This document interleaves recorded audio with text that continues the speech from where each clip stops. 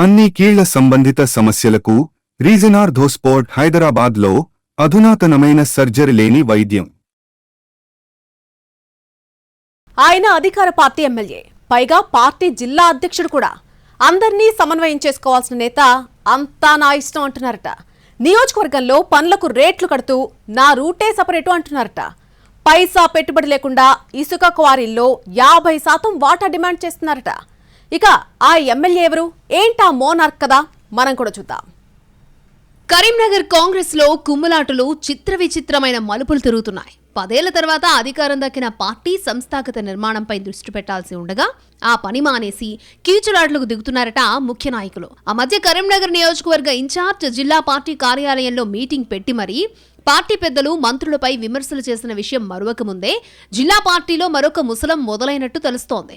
కరీంనగర్ కు పక్కనే ఉన్న నియోజకవర్గానికి ప్రాతినిధ్యం వహిస్తూ జిల్లా పార్టీలో కీలకంగా ఉన్న ఓ ఎమ్మెల్యే వైఖరిప్పుడు చర్చనీయాంశమవుతోంది. ఇంతకాలం బాగానే ఉన్న ఎమ్మెల్యే సాబ్ సడన్ గా నా దారి అడ్డదారి అనడంపై హాట్ చర్చ జరుగుతోందట పార్టీ వర్గాల్లో. నియోజకవర్గంలో ఏ పని జరిగినా తన వాటా తనకు ముట్టాల్సిందేనంటూ రూల్ పాస్ చేశారట సదరు ఎమ్మెల్యే సారు. మాట వెనుకుంటే మ్యాటర్ వేరేలా ఉంటుందని ఆర్డర్ కూడా వేసినట్టు సమాచారం. ఆయన గారి దగ్గర పనిచేసే ఓ వ్యక్తి షాడో ఎమ్మెల్యేగా వ్యవహరిస్తూ ఈ వ్యవహారాలన్నీ చక్కబెడుతున్నారట. ఎమ్మెల్యే కూడా తన షాడో మాటను జవదాటని పరిస్థితిలో ఉన్నట్టు చెప్పుకుంటున్నారు. మరీ ముఖ్యంగా ఇసుక క్వారీల విషయంలో ఆయన తీరు వివాదాస్పదమవుతోంది అంటున్నారు. ఆ క్వారీలలో తనకు వాటా కావాలని డిమాండ్ చేసి వారికి హుకుం జారీ చేయడంతో సదరు కాంట్రాక్టర్ జిల్లాకు చెందిన అత్యంత కీలక నేతను సంప్రదించాల్సి వచ్చిందట. అయినా సరే తమ్ముడే పేకాటే అంటూ ఆ ఎమ్మెల్యే ఏమాత్రం తగ్గలేదట. చివరికి రాష్ట్ర స్థాయి పదవిలో ఉన్న ముఖ్య నాయకుడు జోక్యం చేసుకోవాల్సి వచ్చిందన్న గుసగుసలు వినిపిస్తున్నాయి. ఆ ఎపిసోడ్ తర్వాత కీలక నేతకు ఎమ్మెల్యేకి మధ్య గ్యాప్ వచ్చినట్టు తెలిసిందే. కోట్లాది రూపాయలు పెట్టి తాము కాంట్రాక్ట్ దక్కించుకుంటే ఏ పెట్టుబడి పెట్టకుండా ఎమ్మెల్యే 50% వాటా అడగడం ఎంతవరకు న్యాయమన్నది కాంట్రాక్టర్ల ప్రశ్న. షాడో ఎమ్మెల్యే తనదైన శైలిలో అడ్డంకులు సృష్టించడంతో చివరకు తాము చెల్లించిన మొత్తం ఇచ్చి ఓ క్వారీ తీసుకోవాలని ఎమ్మెల్యేకు సదరు కాంట్రాక్టర్స్ ఆఫర్స్ ఇచ్చినా షాడో ఎమ్మెల్యే తనదైన శైలిలో అడ్డంకులు సృష్టించడంతో చివరకు తాము చెల్లించిన మొత్తం ఇచ్చి ఓ క్వారీ తీసుకోవాలని ఎమ్మెల్యేకు సదరు కాంట్రాక్టర్స్ ఆఫర్స్ ఇచ్చినా టాట్ అలా కుదరదు, 2 క్వారీల్లో వాటా కావాల్సిందే, అది 50% ఉండాల్సిందేనని పట్టుపట్టినట్టు సమాచారం.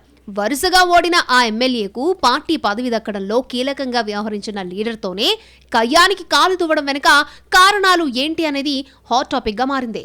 ఈ సందర్భంలోనే షాడో ఎమ్మెల్యే దందాలు తెరమీదకొస్తున్నాయట.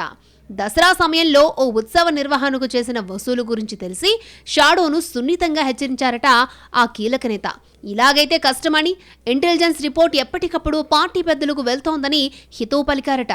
అలాగే పదవుల కోసం పనుల కోసం 2-3 మండలాల్లో సొంత కార్యకర్తల దగ్గరే డబ్బులు తీసుకున్న విషయాన్ని ప్రస్తావించి క్లాస్ పీకడంతో అప్పట్నుంచి ఎమ్మెల్యే కూడా రాష్ట్ర స్థాయి నేతతో డిస్టెన్స్ మెయింటైన్ చేస్తున్నట్టు సమాచారం.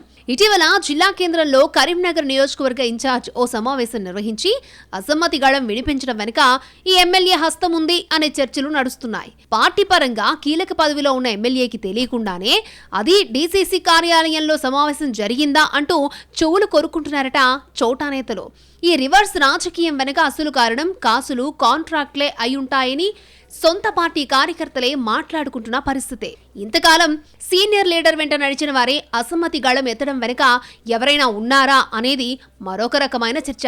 బీఆర్ఎస్ అధికారంలో ఉన్న 10 ఏళ్లు జిల్లాలో కాంగ్రెస్ క్యాడర్ను కాపాడిన తమ నేతను టార్గెట్ చేయడం వెనుక ఎవరున్నారు అనే అంశాన్ని వెలికి తీసే ప్రయత్నంలో ఉన్నారట ఆ సీనియర్ నేత అనుచరులు.